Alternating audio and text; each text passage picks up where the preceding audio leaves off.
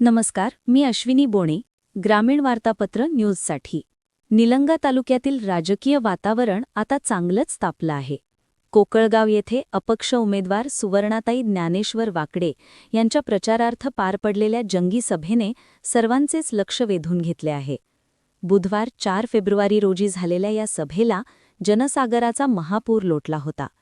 यावेळी बोलताना ज्ञानेश्वर वाकडे म्हणाले की आमदार अभिमन्यू पवार यांच्या भाषणात विकासाचा कोणताही आराखडा नव्हता.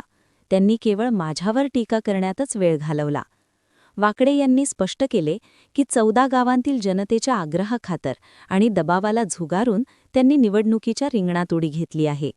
वाकडे यांनी पुढे आश्वासन दिले की निवडून आल्यास जिल्हा परिषदेच्या माध्यमातून प्रत्येक गावात प्राधान्याने पाणंद रस्ते केले जातील. जनसेवा हीच ईश्वर सेवा मानून आपण जनतेचे सेवक म्हणून काम करू, असा शब्द त्यांनी यावेळी दिला. यावेळी व्यासपीठावर गुरुवर्य योगी सागरनाथ महाराज कार्ला यांची देखील उपस्थिती होती.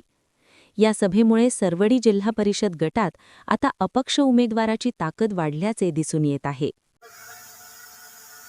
कुठलाही अडीअडचण असेल, कुणाचा दवाखाना असेल, उभारलेली असणारी सौभाग्यवती सुवर्णाताई वाकडे यांना बहुमताने विजयी करा आणि आपल्या तरुण पिढीचा विचार करा आणि प्रत्येक गावातली नशाबंदी करून घ्या. गावातली नशाबंदी करा आणि तरुण पिढीला सुधारावा. हा अधिकार तुम्हाला प्राप्त हो. भगवंत तुम्हाला पाठीमागे वाढो. आमचे शुभ आशीर्वाद आहेत. तुम्ही यशस्वी व्हा आणि गावातून नशा बाहेर काढा आणि बिघडणारा भारत देश आज सुधारण्याचं कार्य करा. एवढंच बोलून मी तुम्हाला सगळ्यांना आशीर्वाद. ही लढाई आहे.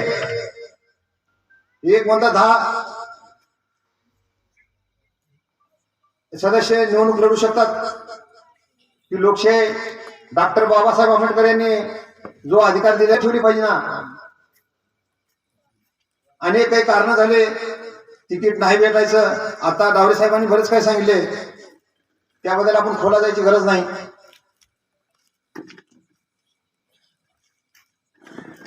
तरी काही ठिकाणी आमदार साहेबाचा शब्द आहे की वाकडे तिकीटच मागाय नाही. असं होईल का? जे आहे ते तिकीट डावलं म्हणून सांगितलं तर काय अडचण आहे. टाकल्यानंतर तुमचा नोकरीचा गड्यासारखं एक सेवक म्हणून आपलं सेवा करीन, माझा विश्वास ठेव. खरंच काय तर करून दाखवल. आपण शेतातला गडी सुद्धा चांगला बघून ठेवतो, शेतातलं काम व्हावं. तसं त्या 7 तारखेला ही गडी नोकरी ठेवावं आणि आपण बघावं नोकरी ठेवून 5 वर्ष खरंच काही करेल का नाही. तुम्ही काम न सांगता ही गडी तुमच्या वेळोवेळी कुठं काय काम आहे त्या जाग्यात जाऊन मी शेत स्वच्छ करून टिकवण्याचा प्रयत्न 100% करतो.